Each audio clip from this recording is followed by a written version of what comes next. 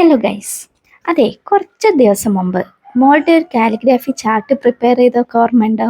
ആ, അത് നന്നായി ചെയ്തതിൻ്റെ നന്ദി സൂചകമായി ടീച്ചർ ഒന്നുകൂടെ ചെയ്യാൻ പറഞ്ഞു പോലും, എന്തെങ്കിലും കോട്ട് എഴുതാൻ. ബട്ട് ഇതെനിക്ക് നല്ല ഡൗട്ടുണ്ട്, മോൾ എനിക്ക് തന്ന പണി തന്നെയാണോ എന്ന്.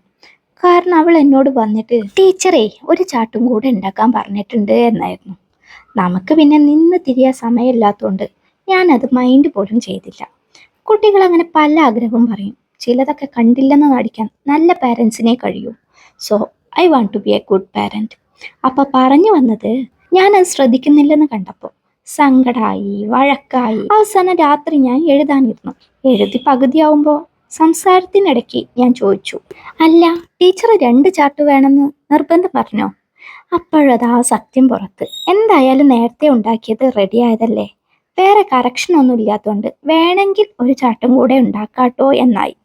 അതായത് ഉത്തമ, ഇത് ടീച്ചർക്ക് വലിയ നിർബന്ധമൊന്നുമില്ല, ആവശ്യവും ആഗ്രഹവും മോൾക്ക് മാത്രമാണ്.